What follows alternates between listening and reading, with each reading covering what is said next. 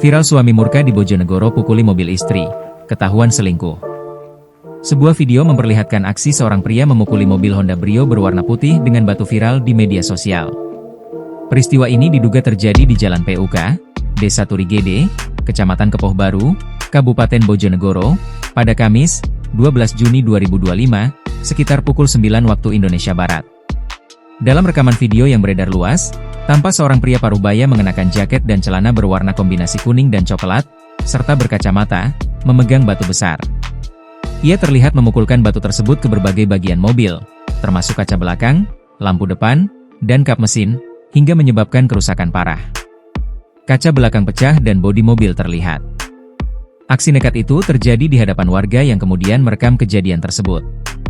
Terlihat pengendara mobil, seorang perempuan, segera keluar dan melarikan diri untuk menghindari amukan pria tersebut. Dari informasi yang dihimpun, pria dalam video tersebut diketahui berinisial SN, sementara perempuan yang mengendarai mobil adalah istrinya sendiri, berinisial YL. Keduanya merupakan warga Kecamatan Kepoh Baru, Bojonegoro. Dugaan awal menyebutkan bahwa insiden ini dipicu oleh permasalahan rumah tangga. YL sang istri diduga selingkuh.